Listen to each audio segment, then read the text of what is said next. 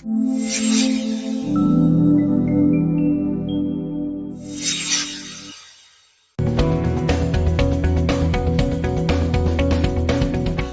கேள்வி இப்போ அடுத்த வினா அம்பியர் மானியம் இருக்குது, குறிஞ்சீட்டாகம் இருக்கு, கேச்சுவின் விதி இருக்கு, எல்லாத்தையும் நம்ம பார்ப்போம். நீங்கள் படிச்சிருப்பீங்க, எல்லாத்தையும் நம்ம பார்ப்போம். இப்போ அம்பியர் மானியன்றது சுற்றொன்றினோடு போற மின்னோட்டத்தை அளக்கிறதுக்கு, நேரடியாக அளக்கிறதுக்கு பயன்படுத்துகிற ஒரு வர்ணம். அப்ப ஒரு சுற்றுக்குள்ளால போற மின்னோட்டத்தை ஒரு அம்பியர் மானி அளக்கணும்னா அந்த அம்பியர் மானிக்குள்ளார மின்னோட்டம் போகணும், போறதுல ஒரு வாசிப்பேன். ஸோ அம்பியர் மானி மின் சுற்றுல நம்ம தொடரா இணைக்கணும். இது ஒரு மின் சுற்று, மின்கலம், மின்னியக்கேசி இருக்கு, மறுத்தடை, இது ஒரு தடை கேட்கலாம் போகிறோம். ஸோ இந்த சுற்றினோடு போற மின்னோட்டத்தை நம்ம அளக்கணும். ஸோ இங்க அம்பியர் மானி இணைக்கணும்னா அம்பியர் மானி அங்காலே மிஞ்சாலே விடத்தையும் நீங்க இணைக்கலாம், விடத்தையும் இணைக்கலாம், இணைக்கக்கூட தொடராக இணைக்கணும். சேம் டைம் மின்கலத்துல நேர்முனையோட இந்த அம்பியர் மானி நேர்முனை, நேரில் நீங்க அம்பியர் மானி நேரடியாக பார்த்தீங்கன்னா சிவப்பு கலந்து இருக்கும் நேர்முனை. மறைமுனை மின்கலத்துல மறைமுனையோட வர மாதிரி இணைக்கணும். அம்பியர் மானியோட நேரடியாக பார்த்தா மறைமுறை கருப்பு கலந்தா இருக்கும், அதுலேயும் அடையாளம் போடப்பட்டிருக்கும். இப்படி இணைக்கணும். இப்போ எப்படி ஒரு அம்பியர் மானியை நம்ம தொடராக இணைக்கக்கூடிய அவர்களால் மின்னோட்டம் ஓடி அவர் மிகச்சரியாக அந்த மின்னோட்ட பிரமாணத்தை வாசிக்கணும்னா அவருக்கு தடை இருக்கக்கூடாது. தடை இருந்தால் அவர் கரண்டை வேஸ்ட் ஆக்குவார், தடை இல்லாடிதான் அவர் கொஞ்சமும் கரண்டை வேஸ்ட் ஆகாம சரியான மின்னோட்ட பிரமாணத்தை வாசிப்பார். அப்ப அம்பியர் மானியத்துக்கு தடை பூச்சியமா இருந்தா, அது கற்பனை தான், பூச்சியமாக இருந்தால் அது இலட்சிய அம்பியர் மானியம் சொல்லுவோம். அப்படி அம்பியர் மானி இருக்குதுல்ல, அப்ப அதாவது பொதுவாக அம்பியர் மானியத்துக்கு தடை மிக குறைவாக இருக்கும், அது மெய் அம்பியர் மானியம் சொல்லு. அடுத்தது வோல்ட் மானி எடுத்துக்கொண்டால், வோல்ட் மானி என்பது ஒரு மின் சுற்றுல கருதப்படுற ஏதோ ரெண்டு புள்ளிகளுக்கு இடையேயான மின்னழுத்த வேறுபாடு அளக்கிறதுக்கு நம்ம வோல்ட் மானியை பயன்படுத்தும். எப்படி நம்ம அம்பியர் மானி மின்னோட்டத்தை அளக்கிறதுக்கு அதுக்குள்ளால வார மின்னோட்டம் முழுதும் போகணும் என்றது போல வோல்ட் மானிக்குள்ளால மின்னோட்டம் கொஞ்சம் கூட போயிடக்கூடாது. இப்போ பாருங்க, அம்பியர் மானி தனக்குள்ளால போற முழு மின்னோட்டத்தை மின்கால விட்டு அந்த பெருமானத்தை வாசிக்கணும். அப்படியே வார மின்னோட்டத்துல கொஞ்சம் கூட இவருக்குள்ளால போயிடக்கூடாது. முழு மின்னோட்டம் இவருக்குள்ளால போனாதான் இவர் 5000 பேருக்கு சரியா வாசிப்பார். வோல்ட் மானியோட தடை கட்டதான் தடை முடிவிலியா இருக்கணும். முடிவிலி அடக்கடை இருக்கிற வோல்ட் மானியா நம்ம இலட்சிய வோல்ட் மானியம் சொல்லுவோம். நான் சொன்னது போல கற்பதான் ரியல் லைஃப் இலட்சிய வோல்ட் மானி இல்லை. அவ பொதுவாக வோல்ட் மானியோட தடை மிக பெருசா இருக்கும். ஸோ இதோட ஒப்புகளவுல மிக பெருசா இருக்கும். அதனால இதோட ஒப்புகளவுக்கான மின்னோட்டத்தை நம்ம கணிக்கலாம்.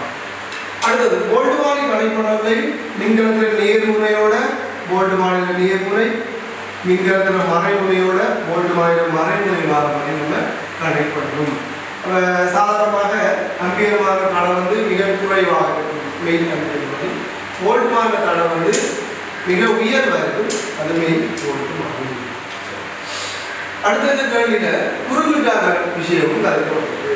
இப்போ குறுங்குக்கான ஒரு தடையற்ற கம்பியால நம்ம ஒரு மின் சுற்றில தடை ஒன்று இல்லாம கனெக்ட் பண்றது பார்ப்போம். இப்போ ஒரு மின்கலம் இருக்கு, இப்படி ரெண்டு தடைகள் இருக்கு. ஸோ இந்த மின்கலத்துக்கால மின்னோட்டம் போய் கொண்டிருக்கும். இப்போ நம்ம ஒரு தடை அற்ற தடை புறக்கணிக்கிறதுக்கு ஒரு கம்பியாக இதையும் நம்ம கனெக்ட் பண்ணி விட்டோம்னா அது புரிஞ்சுட்டாங்க. வார மின்னோட்டம் என்ன செய்யும்? இது தடை, இது தடையற்ற கம்பி. வார மின்னோட்டத்துல பெரும்பாலான மின்னோட்டம் இதுக்கால போக இதுக்கால போற மின்னோட்டம் நம்ம என்ன செய்யலாம்? புறக்கணிக்கலாம். கிட்ட கரண்ட் ஓடல இப்படி புரிஞ்சுட்டாக்க செய்யாம இதையும் சேர்த்து கூட புரிஞ்சுட்டாக்க செய்யலாம். இதையும் சேர்த்து புரிஞ்சுட்டாக்க செஞ்சா இந்த மின்கலத்திலிருந்து வார மின்னோட்டம் இதோட ஒப்புள்ள இந்த தடைகள் உருவான ஒப்பீட்டளவு மிக மிக குறைவு இல்லையா? ஒப்பீட்டளவில் வார முழு மின்னோட்டம் இரண்டு அடிக்கிற மின்னோட்டம் போகாது. உண்மையாக நீங்க படிச்சிருப்பீங்க, வேலை செஞ்சோம்னா இந்த மின்கலம் கடுமையாக சூடாகும்.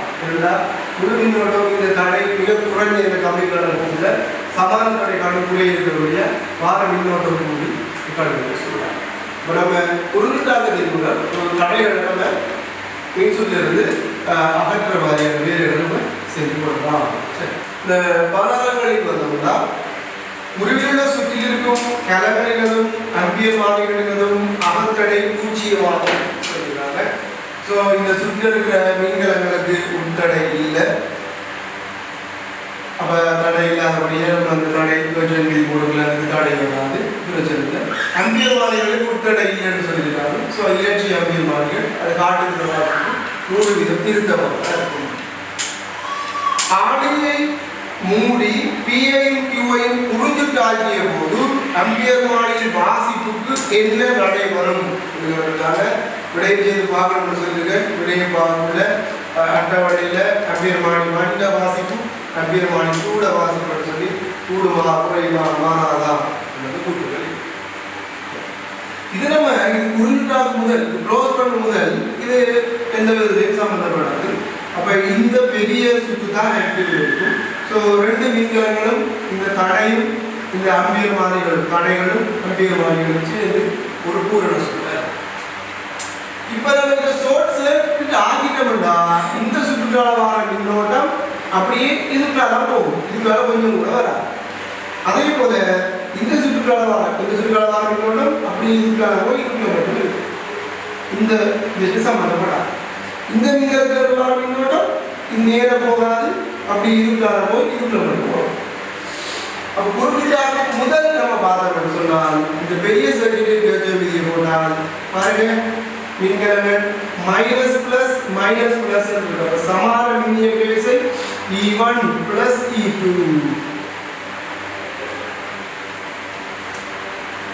மொத்தமாக ஒவ்வொரு மின்னோட்டத்தினால் I எடுத்தால் I அப்படியே சுத்தி சுத்தி ஓடும். ரெண்டு ஆம்பியர் மாறிகளும் I என்ற மின்னோட்டத்தை தான் வாசிக்கும்.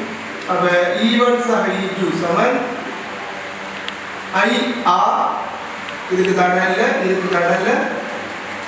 IR. ஆகவே 2 IR சமன் நம்ம கேட்டவில்லை. இரண்டாவது சுற்றி விதி தெரியும். ஒரு மூடிய சுற்றில் இருக்கிற மின்கலங்கள மின்னியக்க விசைகள அச்சகணித கூட்டுத்தொகை அந்த சுற்றில் இருக்கிற தடைகளிலும் அவற்றினோடு செல்லும் மின்னோட்டங்கள பெருக்கங்கள அச்சகணித கூட்டுத்தொகை. அதாவது minus plus minus plus. So நேரடியாக நம்ம கூட்டணும். இங்க பாருங்க வலங்கை பக்கம் நம்ம போடவுள்ள IR ரெண்டுமே வரக்கூடியாக இருக்க அச்சகணித கொண்டு ரெண்டு கூட்டணும். ஒருவேளை திசை மாறி இருந்தால் அவங்க நம்ம அழிக்க. அப்ப சுற்றுக்கால நம்ம புரிஞ்சுக்காத முதல் ஓடுத மின்னோட்டம் E1 பிளஸ் E2 இன் கீழ் 2 இதை இப்ப புரிஞ்சுக்காத முதல். இப்ப நம்ம இதை புரிஞ்சுட்டாங்கனால் இங்கிருந்து வார மின்னோட்டம் வேற இங்கிருந்து வார மின்னோட்டம் வேற. இந்த மின்னோட்டம் இதோட சம்பந்தப்படாது. இந்த I1 வந்து அப்படியே இதுக்கால வந்து ஆம்பியர் மாறிக்கால ஓடி இப்படி வரக்குள்ள இந்த தடை இருக்கு. இது தடையற்ற கம்பி அப்படியே I1 மின்னோட்டம் இதுக்கால அப்படியே இங்க வந்து இந்த கீழே I2 மின்னோட்டம் இங்க தடையற்ற கம்பி மேலே தடை இருக்கு. அப்ப என்ன செய்யும் I2 மின்னோட்டம் அப்படி இதுக்கால வரும். ஸோ இந்த தடையற்ற கம்பிக்கால புரிஞ்சுட்டாக்கிய கம்பிக்கால I1 மைனஸ் I2 மின்னோட்டம் அல்லது I2 மைனஸ் I1 எது பெருசோ அதை கழிக்கணும். ஸோ I2 மைனஸ் I1 அல்லாட்டி I1 மைனஸ் I2 மின்னோட்டம் வரும். அப்படி I2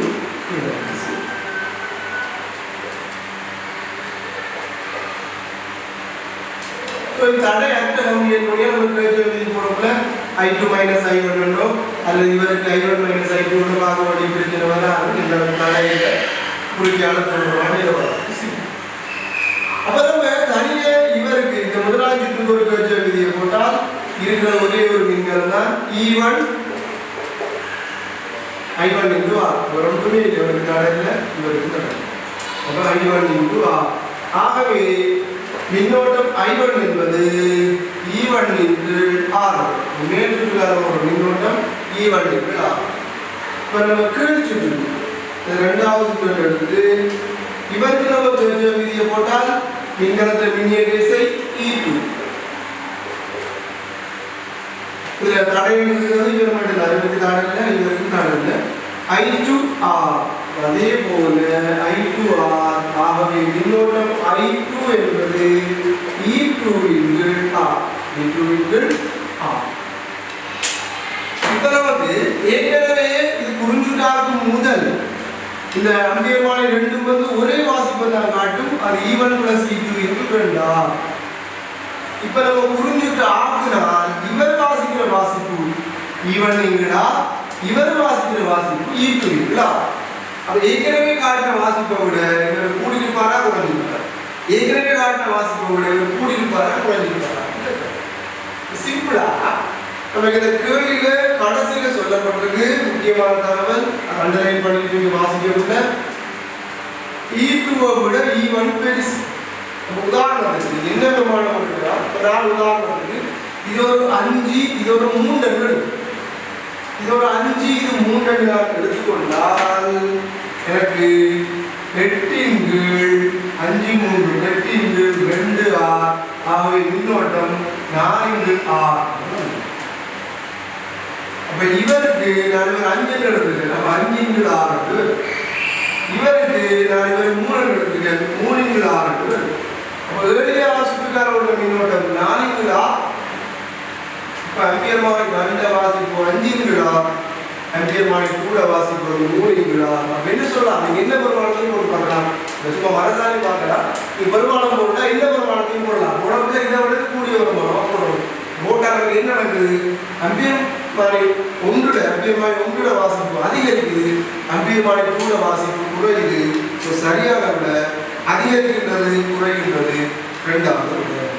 இப்ப நம்ம அடுத்த 17வது கேள்வி பார்ப்போம். இப்ப நம்ம அடுத்ததாக 17வது கேள்வி பார்ப்போம். 17வது கேள்வி வந்து கடத்தியுள்ள மின்னோட்டத்தால அதை சுத்தி உருவாக காந்தப்புலம் காந்த பயணத்துல பரவல் சம்பந்தம். ஒரு கடத்தியுள்ளால மின்னோட்டம் ஓடுனா அதை சுத்தி காந்தப்புலம் உருவாகும். அந்த காந்தப்புலத்துல திசைக்கு ஒரு விதி இருக்கு, பரமருக்கு ஒரு விதி இருக்கு. அந்த உருவாகிற காந்தப்புலத்துல திசையை காண்றதுக்கு மேக்ஸ்வெல் வலக்கை தக்கை திருவிதியை பயன்படுத்துவோம். மேக்ஸ்வெல் வலக்கை தக்கை திருவிதி என்ன சொல்றதுன்னா, நம்மளோட ஸ்க்ரூ டிரைவர்ல ஜோதிச்சு கொடுங்க. ஸ்க்ரூ டிரைவர்ல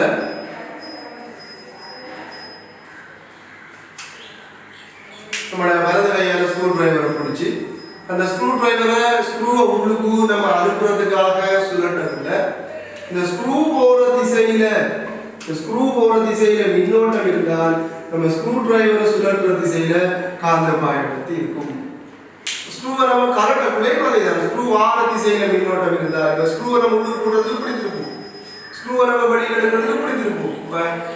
ஸ்க்ரூ கூடுதலா இருந்தாலும் சரி, கலெக்டரா இருந்தாலும் சரி, நம்மளோட வலது கையால ஸ்க்ரூ டிரைவரை பிடிச்சி நம்ம ஸ்க்ரூ டிரைவரை சுழற்றக்குள்ள ஸ்க்ரூ போற திசையில மின்னோட்டமாக இருந்தால் ஸ்க்ரூ டிரைவர் சுழற்ற போற திசையில காந்த பாயப்படுத்தி இருக்கு. ஸோ விதி எப்படி சொல்லப்பட்டாலும் நம்ம எப்படி கஷ்டப்படுறதில்ல, சிம்பிளாக நம்மளோட வலது கையில பெரிய விரல மின்னோட்டத்தை திசையில வச்சார். உதாரணத்துக்கு நான் இந்த 2 கடத்தி இந்த 2 குறிக்கிறேன்.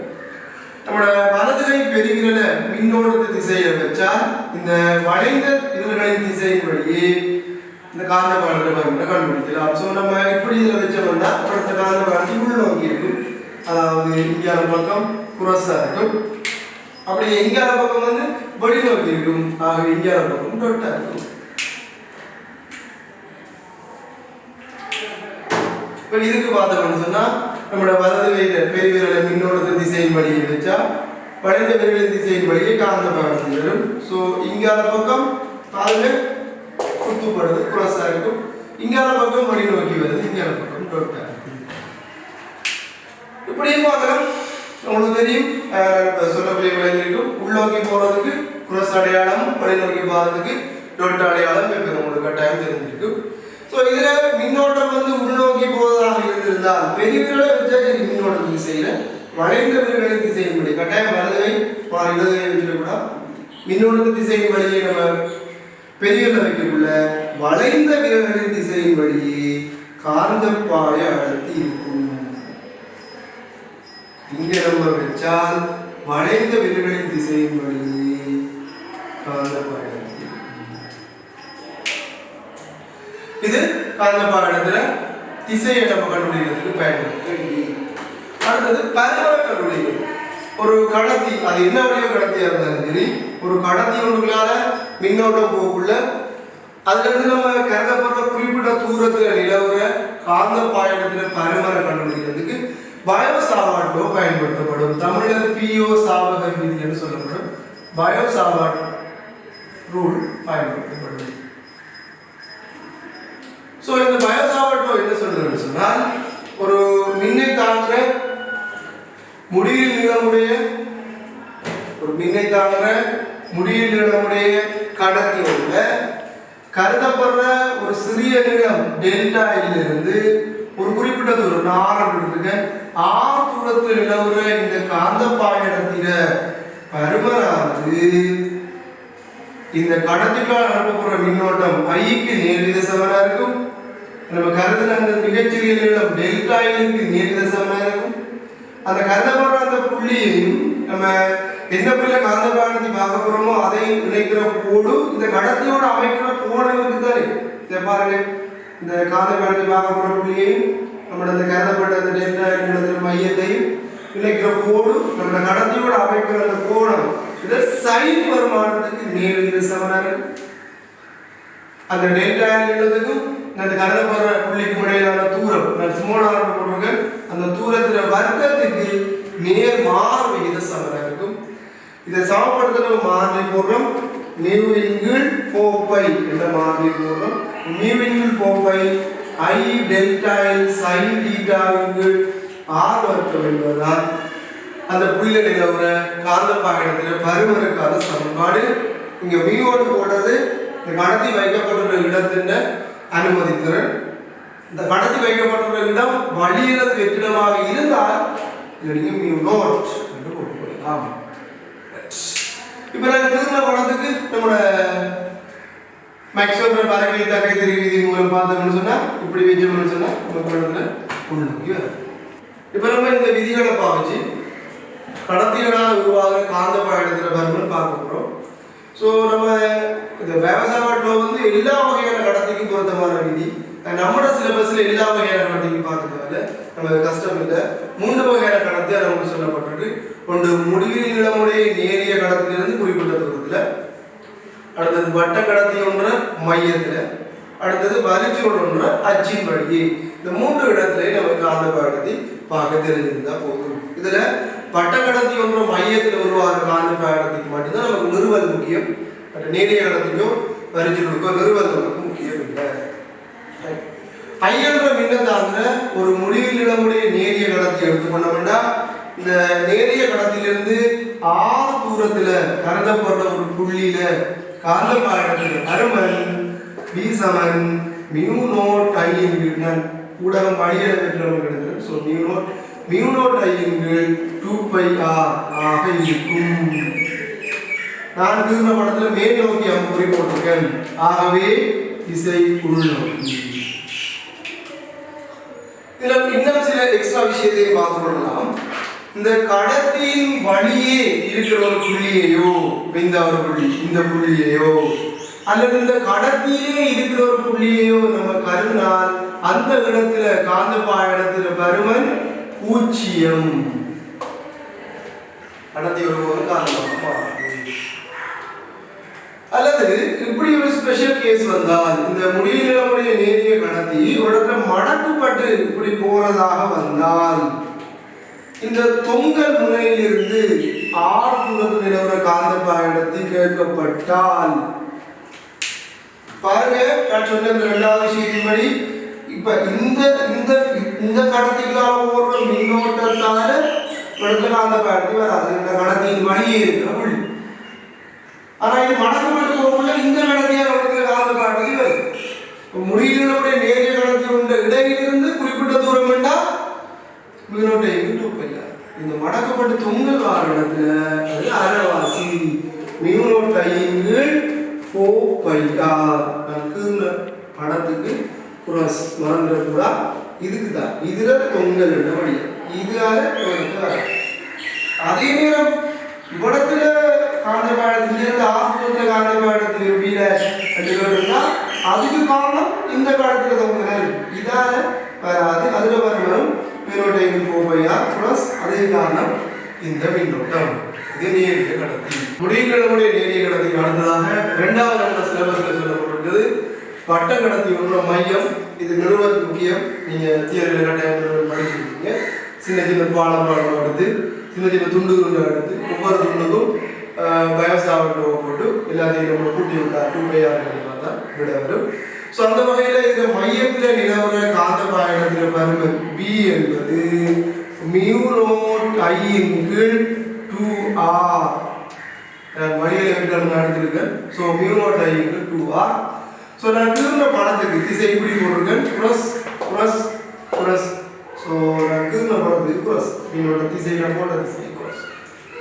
ஸோ μ0 I இன் கீழ் 2r இப்போ மேலதிகமாக இங்கே பார்த்தீங்கன்னா அரைவட்ட கடத்திக்கு இருக்கேன் கால் வட்ட வடிவ கடத்திக்கு இருக்கேன் முக்கால் வட்ட வடிவ கடத்திக்கு இருக்கேன் ஸோ அரைவட்ட கடத்தியாக இருந்தால் அது அரைவாசி ஸோ பி வந்து μ0 I இன் கீழ் 4r இதுக்கு கால் வட்ட கடத்திக்கு காவாசி மொத்தத்தில் காவாசி அப்போ μ0 I இன் கீழ் 8r இது முக்கால்னா இது 3 மடங்கு ஆகவே 3 μ0 I இன் கீழ் 8r திசையோட பார்ப்போம் நான் போட்ட மின்னோட திசைக்கு பிளஸ் நான் போட்ட மின்னோட திசைக்கு பிளஸ் நான் போட்ட மின்னோட திசைக்கு பிளஸ் அப்ப எல்லாத்துக்குமே பிளஸ் வந்து வரும்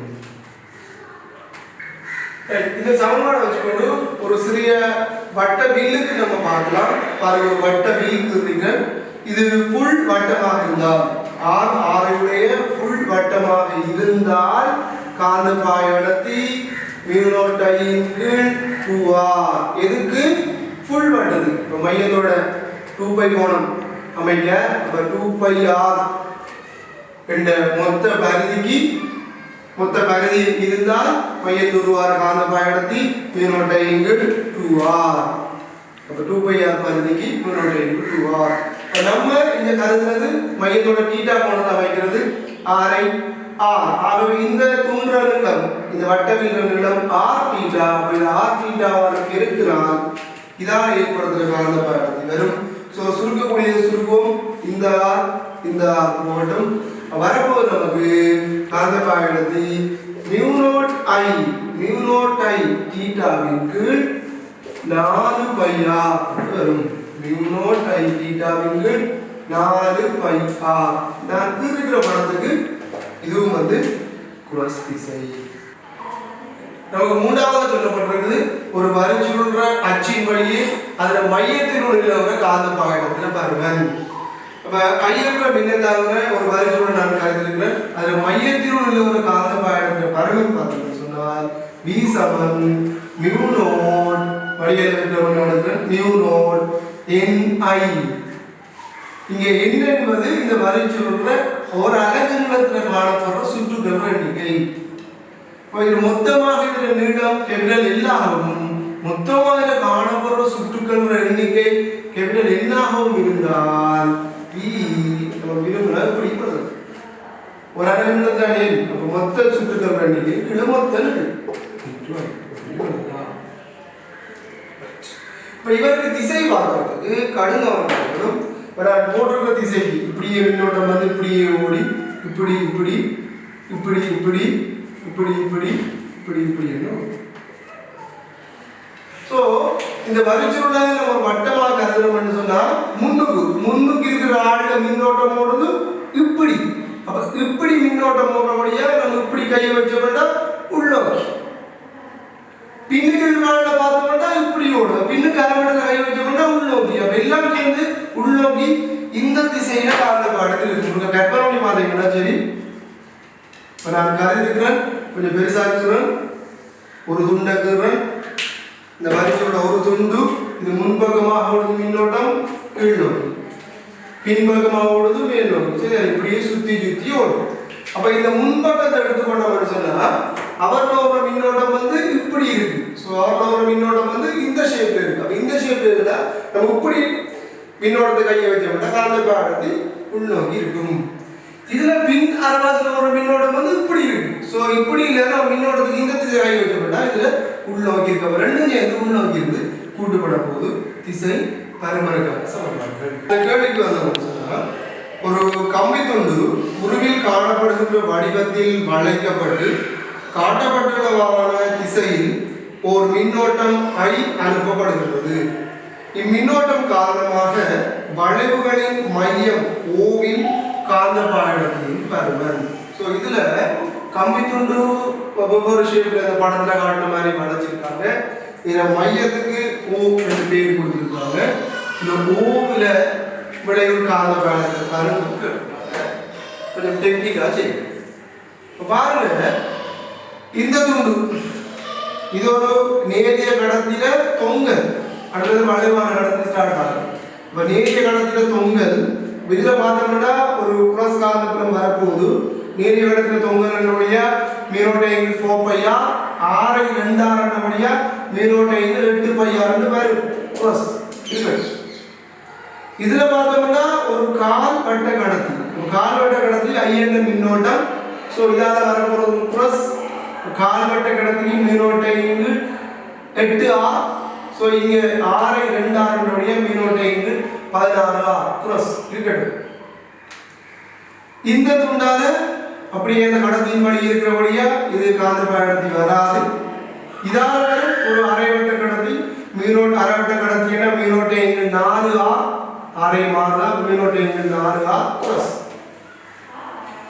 இந்த துண்டுக்கு பார்த்தோம்னா அந்த துண்டின் வழியே இந்த ஓண்ட புள்ளி இருக்கு. அப்ப இந்த துண்டால கொடுத்த காந்த பாடத்தி பாருங்க.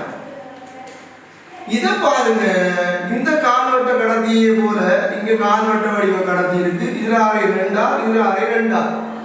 ஆனா இதால வர காந்த பாடத்தி ஓவுல பார்த்தோம்னா டாட், இதால வரது பார்த்தோம்னா பிளஸ், இதால வரது பார்த்தோம்னா டாட். சோ இதால வரது ஒரே பருமன். இவர் வந்து கிராஸ், இவர் வந்து டாட். ரைட். அடுத்தது பாருங்க, இந்த நேரிய கடத்தில தொங்கல், இந்த நேரிய கடத்தில தொங்கல் மாதிரி நேரிய கடத்தில தொங்கல். இதால வர காந்த பாடத்தி திசையை பார்த்தோம்னா இப்படி பெரிய வச்சோம்னா கிராஸ் சாரி டாட். இதால வரது பாருங்க கிராஸா இருக்கு. அதே போல இதால வரது பாருங்க டாட்டா இருக்கு. ரெண்டும் ஒரே பருமன், ஒரு ஆள் கிராஸ் ஒரு ஆள் டாட். இது ரெண்டும் ஒரே பருமன், ஒரு ஆள் கிராஸ் ஒரு ஆள் டாட். அப்புறம் எல்லாத்துக்கும் எழுதி சுருக்கிட்டு இருக்காங்க. இதால வாரது ஒன்று வந்து சமப்படுத்தி போயிடும். இதால வாரது ஒன்று வந்து சமப்படுத்தி போயிடும். இதாலையும் இடத்துல வர மாட்டாது. ஃபைனலா இந்த அரைவட்ட கடத்தியால் மட்டும் ஒரு குரஸ் காந்தப்புலம் வரும். அது பருமன் மியூனோட் ஆங்கிள் அரைஆர், ஆகவே 4r கிராஸ். ஸோ நமக்கு விட இருக்குதாங்க பார்த்தா, ஸோ நமக்கு இருக்குது 2r பருமன் படுத்தாங்கிறதுக்காக மியூனோட் ஆங்கிள் 4r. ரைட். இப்போ நம்ம பாரடாங்கடியை பார்ப்போம். பாரடாங்கடி வந்து அழுத்த மாதிரியை பற்றி கதைக்குது. ஸோ இதான் உண்மையை அழுத்த மாதிரி. அதை நான் முதல் சுற்றில் போட்டிருக்கேன். அழுத்த மாதிரி பரிசோதனை செய்யப்படுற ஒவ்வொரு சந்தர்ப்பத்திலையும் அதுக்கு மேலதிகமாக அதோட துணை சுற்றோடு இணைக்கப்படும். நீங்க படிச்சிருப்பீங்க, இருந்தாலும் சொல்றேன். இந்த முதல் சுற்றில் இருக்கிற மின்கலம் வந்து கட்டாயம் நியமக்கலமா இருக்கு. நியமக்கலம் சொன்னா அது மின்னிறக்கம் அடையக்கூடாது. அதுக்கு பக்கத்துல இந்த சில பரிசோதனைகள்ல நமக்கு 2 வகையான ஆளி இருக்கு. இதை சொல்லுவோம் சொருகாளின்னு சொல்லி. இப்படி ஒரு ஆளி இருக்கு. இந்த குறிஞ்சிட்டார்கள் கேள்வியில பார்த்தோம்னா இது தட்டு ஆளின்னு சொல்லி. இந்த தட்டு ஆளி சொருகாளி என்ன வித்தியாசம் இருந்தா, தட்டு ஆளி பயன்படுத்துற சந்தர்ப்பத்துல அது தட்டி பண்படி ஓப்பன் சில ஸ்பார்க் பண்ணலாம். அதால இந்த மின்கலம் வந்து மின்னிறக்கம் உறவுகளை அடையலாம். அதால இந்த பரிசோதனையை பொறுத்த வரைக்கும் சொருகாளி பயன்படுத்துறது சிறப்பானது. இப்போ நியமக்கலம் அது மின்னழுத்தம் அடையாத இடத்துல இருக்கும். அதோட பக்கத்துல நம்ம சொருகாழியை போடுறோம். அதுக்கு பக்கத்துல வந்து ஒரு மாறுதடை போடுறோம். மாறுதடை என்னன்னு சொன்னா, இப்போ நமக்கு மாறுதடை நம்ம முதல் சுற்றுக்காக கிடைக்கப்பட்டிருக்கு. மாறுதடை நம்ம அதிகரிச்சா முதல் சுற்றினோட மின்னோட்டம் அதிகரிக்கும். மாறுதடை நம்ம அதிகரிச்சா முதல் சுற்றினோட மின்னோட்டம் குறைவடையும். முதல் சுற்றினோட மின்னோட்டம் குறைவடையல பின்னுக்கு வேறு சொல்லுவேன். இந்த அழுத்தமானி கம்பியில் அழுத்தப்படுத்திறன் குறைவடையும். அழுத்தப்படுத்திறன் குறைவடைந்தால் ஒரு சமநிலை இழப்பது மிகச்சிறிய பெருமானம் இல்லாமல் ஒரு போதிய அளவு தூரத்தில் பெரிய பெருமானமா எடுத்துக்கொள்ளலாம். அந்த சமநிலை இடம் வந்து நமக்கு பெரிய பெருமானமா நமக்கு 2 நன்மை கொண்டு. இது ஒரு முனைகோடு இருக்கும். முனைகோடு ஒப்பிடக்குள்ள பெரிய நீளமாக சமநிலை இடம் வந்தா அந்த பெரிய நீளத்தோட ஒப்பிடக்குள்ள இந்த முனைவளவை நம்ம புறக்கணிக்கலாம். இது ஒரு நன்மை. ரெண்டாவது நன்மை, பெரிய நீளம் பெருசா அளக்கப்படக்குள்ள அந்த அளவுல சதவீதம் அளவு குறைய இருக்கு. இப்போ நமக்கு எப்பயாவது சந்தர்ப்பத்தில் சமையல் நீளம் குறைய வந்தால் அது போதிய அளவு பெருசா பெற்றுக்கொள்றதுக்காக மாதம் தடையை நம்ம அதிகரித்து மின்னோட்டத்தை குறைச்சி அழுத்தப்படுத்தலை குறைச்சி நீளத்தை பெருசா பெற்றுக்கொள்ளலாம். அதுக்கு நம்ம மாதம் தடை இருக்கு. மேலதிகமாக மாறுதலை இருந்தால் தான் ஒவ்வொரு சந்தர்ப்பத்தில் பரிசோதனை செஞ்சு சமத நீளத்தை நமக்கு தேவையான முறை மாற்றி பெற்றுக்கொள்ளலாம். அடுத்தது ஏலிருந்து பி வரைக்கும் இணைக்கப்பட்டிருக்கிற இந்த கம்பி மங்கரின் கம்பி. இங்க நம்ம மங்கரின் கம்பி பயன்படுத்துறோம்னா தெரியும் உங்களுக்கு, மங்கரின் ஒரு கலகுலோகம். அதோட தடை வெப்பநிலை குணகம் அல்பா புறக்கணிக்கத்தக்க அளவு சின்னது. அல்பா புறக்கணிக்கத்தக்க அளவு சின்னதாக இருக்கிறபடியா வெப்பநிலை அதிகரிப்போட தடை ஏற்படுற அதிகரிப்பு புறக்கணிக்கத்தக்க அளவு சின்னதாக இருக்கும். ஸோ அதனால மங்கனின் கம்பியை பயன்படுத்துகிறோம். ரெடியாக சொன்னால் அடுத்த மாதிரி நம்ம சொல்றது இந்த முதல் சுற்று தான். அதனால அடுத்த மாதிரி பரிசோதனை செய்யப்படுற ஒவ்வொரு சந்தர்ப்பத்தையும் அதோட சேர்த்து அதுக்கு மேலதிகமாக நம்ம துணை சுற்றையும் நினைச்சு கொள்ளணும். துணை சுற்றை பார்த்தோம்னா ஒரு மின்கலம் இருக்கும். இந்த மின்கலம் கட்டாயம் இந்த முதல் சுற்றில் இருக்கிற மின்கலத்தில் மின்னிய கேசியோட இந்த மின்னிய கேசி குறை இருக்கு. அதாவது இங்கிருந்து கரண்ட் வந்துதான் இதாலையும் இதால பிரிஞ்சு போற மாதிரி வரணும். அந்த பிரிஞ்சு போகக்கூடிய மின்னோட்டத்தை சமப்படுத்தணும். இந்த மின்னோட்டத்தில் மின்னிய கேசி கூட இருந்தால் இங்கிருந்து கரண்ட் போய் இதுக்கு அலைவிக்கப்படும். கட்டாயம் இதோட குறை இருக்கணும். ரெண்டாவது, இந்த மின்கலத்தில் நேர்முறையும் இந்த மின்கலத்தில் நேர்முறையும் ஒரே புள்ளியில் இணைக்கப்பட்டுள்ளது. அடுத்தது ஹை ரெசிஸ்டன்ஸ், உயர்தடை. இந்த உயர்தடை எதுக்கு பாவிக்கிறோம்னா ரெண்டு விஷயம். ஒன்று இந்த மையப்பூச்சியை கலவரமானி பெரிய மின்னோட்டத்திலிருந்து பாதுகாத்துக் கொள்றோம். அந்த பெரிய மின்னோட்டத்திலிருந்து பாதுகாத்துக் கொள்வது கூட திருத்தமான சமநிலை நீளத்தை நமக்கு பெற்றுக்கொள்றதுக்கு, இந்த பாதுகாத்து திருத்தமான சமநிலை நீளத்தை பெற்றுக்கொள்றதுக்கு இந்த ஹை ரெசிஸ்டன்ஸ் உதவும். அப்படின்னா கேள்விப்பட்டு பார்த்துருப்பீங்க, இந்த ஃபர்ஸ்ட் இந்த ஆடியை நம்ம ஒன் பண்ணி வச்சுட்டோம்னு சொன்னா நம்ம சமநிலம் இல்லாத எந்த ஒரு இடத்துலையும் நம்ம இதை வழுக்கிய தொடலாம், ஜர்க்கி வழுக்கிய தொடலாம். இந்த ஹை ரெசிஸ்டன்ஸ் நமக்கு இங்க இருக்கிற கலோனமானியை பாதுகாக்கிறதோட திருத்தமான சமநிலத்தை பெறுறதுக்கு இந்த ஹை ரெசிஸ்டன்ஸ் நமக்கு உதவும். எப்படின்னு சொன்னா இப்ப நம்ம ஃபர்ஸ்ட்டுக்கு இந்த ஆடியோ இப்படி ஓப்பன் பண்ணி வச்சுட்டு ஆடியோ ஓப்பன் பண்ணியிருந்தா இந்த கல்வனமானிக்கு இந்த உயர் தடை தொடர இருக்கு. அப்ப நமக்கு சமநிலம் இல்லாத எந்த ஒரு தூரத்தில் நம்ம தொட்டாலும் இதுக்கான பெரிய மின்னோட்டம் வந்தாலும் இந்த உயர் தடை தொடர இருக்கிறபடியா இந்த பெரிய மின்னோட்டத்தை குறைச்சி இதை பாதுகாக்கும். அப்ப நம்ம என்ன செய்யணும், பரிசோதனை செய்யல இதை ஆடியோ ஓப்பன் பண்ணிக்கிறதுக்குள்ள மட்டுக்கு மட்டான சமநிலத்தை நம்ம பெற்று போட்டு பிறகு நம்ம கிட்டத்தட்ட அன்னளவான சமநிலத்துக்கு வந்ததுக்கு பிறகு நம்ம அதை ஒன் பண்ணி அதுக்கு பிறகு திருத்தமான சமநிலைக்கு போடலாம். அதுக்கு நம்ம ஹை ரெசிஸ்டன்ஸ் ஆடி உதவும். அடுத்தது மையப்பூச்சி கருவளமானி. நமக்கு தெரியும், அப்ப மையப்பூச்சி கருவளமானி மின்னோட்டத்தை அளக்கலாம். மில்லியம்பியர் மானி, அம்பியர் மானியோட மின்னோட்டத்தை அளக்கலாம். ஆனா மையப்பூச்சி கருவளமானி எந்த வகையில் ஸ்பெஷல்னு சொன்னால் ஒரு மின்சுற்றுக்கார மின்னோட்டம் இருக்கா இல்லையான்னு பார்க்கறத கண்டுபிடிக்கிறதுக்கு மையப்பூச்சி கருவளமானி உதவும். ஏன்னா இங்க இருந்து இந்த திசையில மின்னோட்டம் போனாலும் இது திரும்ப காட்டும், இங்க இருந்து இந்த திசையில மின்னோட்டம் போனாலும் இது திரும்ப காட்டும், இந்த திசையிலிருந்து இந்த திசையை நோக்கி மின்னோட்டம் போனாலும் இது திரும்ப காட்டும். ஆனா அம்பியர் மானியோ அல்லது மில்லியம்பியர் மானியோ இருந்தா பூஜ்ஜியத்திலிருந்து ஒரு பக்கம் திரும்புடையதான் இருக்கும். ஒரு திசையில மின்னோட்டம் போனா மட்டும்தான் அது திரும்ப காட்டும். அப்பொழுது கரண்ட் இருக்கா இல்லையான்னு பார்க்கப்பட்டிருக்கு. மையப்பூச்சி கருவளமானியா திருத்தமான சிறப்பானது. நமக்கு இங்க கரண்ட் இல்லை என்ற நிச்சயப்படுத்திக் கொள்ளணும். அதுக்கு மையப்பூச்சி கருவளமானி பயன்படுத்துறோம். இவ்வளவு ஜர்க்கி வழுக்கிய பயன்படுத்துறோம். இந்த வழுக்கி காவலி உரை போட்டு நடுவில் கடத்தி இருக்கும். அந்த காவலி உரையில பிளாஸ்டிக் உரையில மதிகளை பிடிச்சி இதன்படியே நகர்த்த வேண்டி இருக்கும்.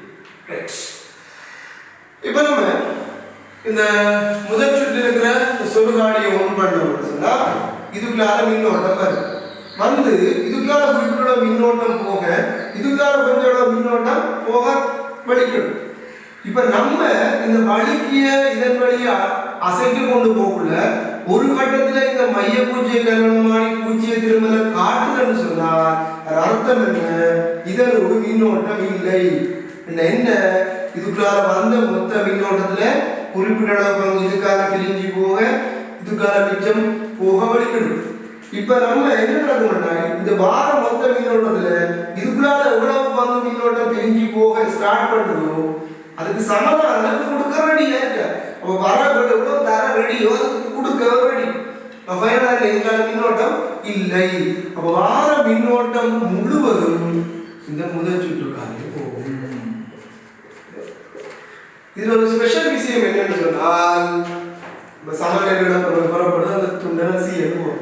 ஸ்பெஷல் விஷயம் என்னன்னு சொன்னால் இந்த ஏசி என்பது முதல் சுற்றுக்கும் சொந்தமானது, துணை சுற்றுக்கும் சொந்தமானது. துணை சுற்றுக்கான மின்னோட்டம் இல்லாட்டி அது துண்டு, ஏசிக்கான மின்னோட்டம் இருக்கு. இப்ப பாருங்க இந்த ஏசிக்கு குறுக்கியான இந்த அழுத்த வேறுபாடு நேரடியாக இந்த மின்கலத்துல மின்னியக்கை செய்து சமம் இருக்கும். பாருங்க மின்கலத்துல மின்னியக்கை செய்கின்ற வரையில கொடுக்கிறோம். ஒரு மின்கலத்தினோடு மின்னோட்டம் செல்லாத நிலையில அதில் முனைகளை குறுக்கிய நில ஒரு அழுத்த வேறுபாடு மின்னியக்கை செய்து சொல்றோம். அப்ப இதுல இந்த மின்கலத்துக்கு உட்தடை இருந்தா கூட இந்த ஏக்கும் சிக்கு குறுக்கிய அழுத்த வேறுபாடு இந்த இந்த இணைப்பு பகுதிகளுக்கு தடை இருந்தா கூட இந்த கரண்ட் ஓடாதபடியா இந்த ஏக்கும் சிக்கு குறுக்கிய அழுத்த வேறுபாடு அப்படியே இந்த மின்கலத்துல மின்னியக்கை செய்து. அப்ப ஏக்கும் சிக்கும் குறுக்கிய அழுத்த வேறுபாடு அப்படியே இந்த மின்கலம் ஒரு 1.2 வோல்ட்னா இந்த அழுத்த வேறுபாடு 2 வோல்ட். அப்பதான் சொல்லுவாங்க ஒரு அழுத்த மாறி வந்து இலட்சிய வோல்ட் மாறிக்கு ஒப்பானது சொல்லுவாங்க. வோல்ட் மாறி சொன்னா நம்ம நேரடி வாசிப்புக்காக தான் வோல்ட் மாறியை பயன்படுத்தும். இலட்சிய வோல்ட் மாறி நமக்கு இல்லை. அப்ப நீங்க கேட்கலாம் நேரடி வாசிப்புக்காக தான் வோல்ட் மாறியை பயன்படுத்தவோ அழுத்த வேறுபாடு பெருமானது மிக திருத்தமான மாணவர்கள் யாரை பாவிக்கணும் கேட்டா இந்த அழுத்த மாறி. நேரடி வாசிப்பு இல்லைன்ற காரணத்துக்காக தான் நம்ம இலட்சியம் இல்லாடி கூட வோல்ட் மாறி பார்க்கணும். அப்ப அது பாருங்க இதுல மின்னோட்டம் செல்லாத நிலையில இந்த அழுத்த வேறுபாடு டைரக்டாக இந்த மின்னியை செய்து அழுத்த வேறுபாடை நேரடியாக வாசிக்குது. இப்படி இலட்சிய வோல்ட் மாறிக்கு வந்து தடை முடிவெளியாகி மின்னோட்டம் போகக்கூடாது. அதே போலதான் இதை சொல்லும் மின்னோட்டம் போகாத டைம்ல இந்த பெருமானம் இந்த அழுத்த வேறுபாடு. அப்ப E1 சமன் VAC ஏக்கும் சிக்கும் குறுக்கியான அழுத்த வேறுபாடுக்கு சமம். அப்ப அழுத்த வேறுபாடுக்கு எப்படி எழுதலாம்? இதுக்கான ஒரு மின்னோட்டம் I into RAC.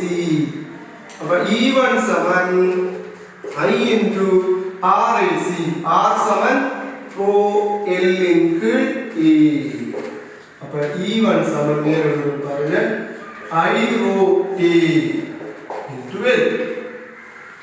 இங்க எல்லாம் நம்ம பரப்பர சமநிலையிடம் மங்கனி கம்பி வந்து மீட்டர் பார்த்துதான் கட்டாயம் 100 சென்டிமீட்டர் நிலமுடைய மங்கனி கம்பி இது அதை விட கூட நிலமுடைய மங்கனி கம்பி இருக்கு. ஸோ பரப்பர சமநிலையிடம் ரோ என்பது இந்த மங்கனி கம்பியின் தற்றடை, இது மங்கனி கம்பியின் குறுக்கோட்டு பரப்பு, இது முதல் சுற்றினூடான மின்னோட்டம். இப்போ ரோ ஏ மாறாம போடலாம் பிரச்சனை இல்லை. ஐ நமக்கு கட்டாயம் மாறாம போடணும். அதுக்காக தான் இங்கே நம்ம நியமக்கலம் சுருகாளி இது ஆரம்பத்தில் குறிப்பிட்ட வருமானத்தில் வச்சா மாத்தா அப்படி வச்சுக்கொள்றோம். அப்ப ஐ மாறாம போடணும். அப்ப ஐ ரோ ஏ என்பது மாறி என்றபடியா துணைச்சுற்று இணைக்கப்பட்டிருக்க அந்த மின்கலத்தில் மின்னியக்கை செய் பெறப்படுற சமநிலைக்கு நேர்விகித சமன். இதை சமப்படுத்த நம்ம ஒரு மாறிலி போடுறோம். அந்த மாறிலி தான் கே E1 சமன் K into L. கேக்கு நம்ம சொல்ற பேரு தான் அழுத்த படித்திறன். அதான் வெளியே கருத்துனா அழுத்த படித்திறன். அழுத்த படித்திறன் எதுக்கு சமன்? I ரோவின் ஏக்கு சமன். பாருங்க சமநிலையிடம் என்பதை மின்னியக்கை செய்யுங்கள் அழுத்த படித்திறன். குறிப்பிட்ட மின்னியக்கை செய்கி அந்த அழுத்தமான அழுத்த படித்திறன் குறைவாக இருந்தால் பெரிய சமநிலையிடம் கிடைக்கும். அழுத்த படித்திறன் குறைக்கணும்னா இதுல ஒன்றும் செய்யலாது, மின்னோட்டத்தை குறைக்கணும். மின்னோட்டத்தை குறைக்கணும்னா முதல் சுற்றில் உயர்தடை தொடராக நிறுவப்பட்டிருக்கும். அப்ப E1 சமன் K into L வச்சுக்கொண்டு இந்த வினாவை செய்வோம். இப்ப நம்ம இந்த கேள்வியை பார்ப்போம். இந்த கேள்வியில காட்டப்பட்ட சுற்றில் தடை Qவும் நியம தடை 0.1 ஓமும், இந்த Qவும் 0.1 ஓமும் தவக்குள் இடமாற்றப்படும் போது இப்ப Qவும் 0.1 ஓமும் இப்ப பாத்தீங்கன்னா முதல் சுற்று படத்தை பார்த்து அடுத்த மாதிரி மாறி இல்லை, அடுத்த மாதிரி தான் இது முதல் சுற்று. இது கருணமானி பூஜ்ஜியத்தில் மேல காட்டு சமநிலை அடைந்தீங்கன்னா இதுக்கு அரை மின்னோட்டம் இல்லை. அப்ப இது முதல் சுற்று கவனிக்கணும். இது துணை சுற்று, துணை சுற்றுக்கான கரண்ட் இருக்கு. முதல் சுற்றுக்கான ஒரு கரண்ட் இருக்கு, ரெண்டு இடையில கனெக்ஷனுக்கு கரண்ட் ஓடுது. அப்ப பாருங்க இந்த விளக்கத்தை. இப்ப இந்த துணை சுற்றுக்கார ஓடுற மின்னோட்டத்தை நம்ம I1 எடுத்தால் I1 வந்து 2 P சக Q சக சைவரசம் 1. அப்ப P சக Q சக சைவரசம் 1க்கு நம்ம R என்று கண்டுபிடிக்கிறோம். P சக Q சொல்லுங்க சார். இப்ப P சக Q சக சைவரசம் 1க்கு நம்ம ஒரு R1 என்ற ஒரு பெயரை கொடுத்தோம்னு சொன்னா அப்ப 2 P சக Q சக சைவரசம் 1 R1 நம்ம எடுத்துக்கலாம். ஏதாவது இப்படி எழுதுறதுன்னா இந்த Q-ஐயும் சைவரசம் 1ஐயும் நம்ம இடம் மாத்துறதால இது எங்க தூக்கி போட்டு இவர் எங்க தூக்கி போடுறதால P சக Q சக சைவரசம் 1ன்றது எந்த ஒரு மாற்றமும் வரப்போறதில்ல. அப்ப இவரை இடம் மாற்றத்தால இந்த சுற்றியோடு போற மின்னோட்டம் I1ல எந்த ஒரு மாற்றமும் இல்லை. அங்க சொல்லியிருக்கிறாங்க. அப்ப இதுல Q இருக்கக்குள்ள புறப்படுற சமன் நீளம் வந்து x ல இருந்து 60 சென்டிமீட்டரா, x ல இருந்து 60 சென்டிமீட்டர் சமன் நீளம் புறப்படுதாம். பிறகு இந்த Q க்கு பதிலாக நம்ம சைவரசம் 1 தூக்கி மாத்தின உடனே நமக்கு x ல இருந்து 50 சென்டிமீட்டர் தூரத்துல சமன் நீளம் புறப்படலாம். அப்ப Q க்கு புறப்படுற சமன் நீளம் 60, சைவரசம் 1 இடத்துல வந்தா புறப்படுற சமன் நீளம் வந்து 50. இப்ப நமக்கே விளங்கணும் சைவரசம் 1க்கு புறப்படுற சமன் நீளத்தை விட Q க்கு புறப்படுற சமன் நீளம் பெருசு. ஆகவே சைவரசம் 1ஐ விட Q வோட பருமன் வந்து பெருசா இருக்கணும். அந்த வகையில முதலாவது விட இரண்டாவது விட மூணாவது விட சைவரசம் 1 விட வராது. முதலாவது இரண்டாவது மூன்றாவது அவ்வளவு வெட்டி விடும். அப்ப வெட்டி விட்டால் போட போற சமன்பாடு E1 K × L. அப்ப இதுக்கு குறுக்கியான அழுத்த வேறுபாடு K × L க்கு சமம். சிம்பிளா புரிய போடலாம். E1 is சமம். அப்ப இதுக்கு குறுக்கியான அழுத்த வேறுபாடு எளியா எழுதுவோம் Q தர மின்னோட்டம் I1 தட தர மின்னோட்டம் அது நேரடியாக சமன் 60. இப்ப Q இங்க போயிட்டு சைவரசம் 1 இங்க வருது. அப்ப சைவரசம் 1 தர நடி எழுதிடுங்க. மின்னோட்டம் அதேதான், முன்னுக்கு பின்னுக்கு மாறினாலும் மின்னோட்டம் அதேதான். I1 நேரடியாக சமன் 50. அப்ப நம்ம 1 2 பிரிக்கும் போது மனசாரி செய்யலாம். பிரிக்கும் போது Q × சைவரசம் 1 சமன் 6 × 5. சுருக்கினால் 1.2 Q என்பது சைவரசம் 1.2 ஓம். சரியான விடை 4வது.